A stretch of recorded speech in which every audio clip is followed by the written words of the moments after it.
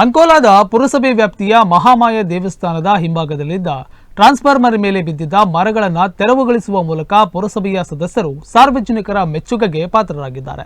ಅಂಕೋಲಾದ ಪುರಸಭೆ ವ್ಯಾಪ್ತಿಯ ವಾರ್ಡ್ ಸಂಖ್ಯೆ 22ರಲ್ಲಿನ ಮಹಾಮಾಯ ದೇವಸ್ಥಾನದ ಹಿಂದಿನ ವಿದ್ಯುತ್ ಟ್ರಾನ್ಸ್ಫಾರ್ಮರ್ ಮೇಲೆ ಬಿದ್ದಿದ್ದ ಮರಗಳನ್ನು ತೆರವುಗೊಳಿಸುವ ಮೂಲಕ ಪುರಸಭಾ ಸದಸ್ಯರಾದ ನಾಗರಾಜ್ ಐಗಳ ಮತ್ತು ರೇಖಾ ಗಾಂವ್ಕರ್ ಮಾದರಿ ಕಾರ್ಯ ನಿರ್ವಹಿಸಿದ್ದು ಮೆಚ್ಚುಗೆ ವ್ಯಕ್ತವಾಗಿದೆ.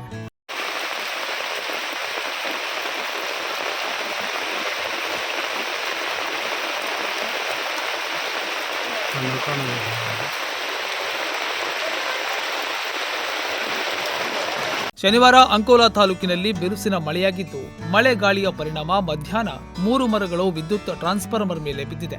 ಇದರಿಂದಾಗಿ ಸಂಪೂರ್ಣ ವಾರ್ಡ್ನ ವಿದ್ಯುತ್ ಸಂಪರ್ಕ ಕಡಿತಗೊಂಡಿತ್ತು. ತಕ್ಷಣ ಈ ಭಾಗದ ಪುರಸಭಾ ಸದಸ್ಯರು ನಿಕಟಪೂರ್ವ ಉಪಾಧ್ಯಕ್ಷರಾದ ರೇಖಾ ದಿನಕರ್ ಗಾಂವ್ಕರ್ ಪುರಸಭೆಯ ಮುಖ್ಯಾಧಿಕಾರಿಯವರ ಗಮನಕ್ಕೆ ತಂದಿದ್ದಾರೆ. ಬಳಿಕ ಅರಣ್ಯ ಇಲಾಖೆಗೆ ಮಾಹಿತಿ ನೀಡಿದ್ದಾರೆ. ಕೂಡಲೇ ಸ್ಥಳಕ್ಕೆ ಬಂದ ಅರಣ್ಯ ಇಲಾಖೆಯ ಅಧಿಕಾರಿಗಳು ಮತ್ತು ಸಿಬ್ಬಂದಿ ಮರವನ್ನ ತೆರವುಗೊಳಿಸಲು ಅನುಮತಿ ನೀಡಿದ್ದಾರೆ.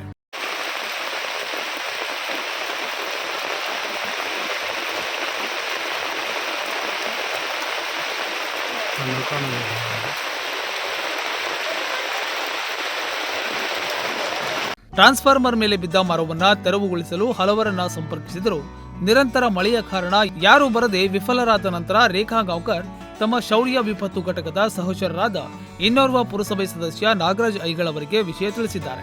ನಾಗರಾಜ್ ಐಗಳ ಶೌರ್ಯ ವಿಪತ್ತು ಘಟಕದ ಇನ್ನಿಬ್ಬರು ಸದಸ್ಯರೊಂದಿಗೆ ಆಗಮಿಸಿದರು. ನಾಗರಾಜ್ ಐಗಳ ಮತ್ತು ಸ್ಥಳೀಯ ಸದಸ್ಯೆ ರೇಖಾ ಗಾಂವ್ಕರ್ ಶೌರ್ಯ ವಿಪತ್ತು ಘಟಕದ ಪ್ರಕಾಶ್ ಆಗೇರ್, ಲಕ್ಷ್ಮಣ್ ಗೌಡ್ರು ಮರವನ್ನ ತೆರವುಗೊಳಿಸಲು 2 ಗಂಟೆಗಳ ಕಾಲ ಮಳೆಯಲ್ಲಿಯೇ ಶ್ರಮಿಸಿ ಯಶಸ್ವಿಯಾದರು.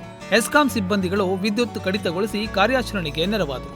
ಮಳೆಯ ನಡುವೆ ಕಾರ್ಯಾಚರಣೆ ನಡೆಸಿ ಮರವನ್ನ ತೆರವುಗೊಳಿಸಿದ ಪುರಸಭೆ ಸದಸ್ಯರ ಸಮಯೋಚಿತ ಕಾರ್ಯವೈಖರಿಗೆ ವಾರ್ಡ್ ಜನರು ಮತ್ತು ಸಾರ್ವಜನಿಕರು ಪ್ರಶಂಸೆ ವ್ಯಕ್ತಪಡಿಸಿದರು. ಪುರಸಭೆಯ ಈ ಇಬ್ಬರು ಸದಸ್ಯರು ಪ್ರವಾಹ ಹಾಗೂ ಅಪಘಾತ ಸಂತ್ರಸ್ತರಿಗೆ ನೆರವು ನೀಡುವ ಮೂಲಕ ಮಾನವೀಯ ಸೇವೆಯಲ್ಲಿ ತೊಡಗಿಸಿಕೊಂಡಿದ್ದಾರೆ.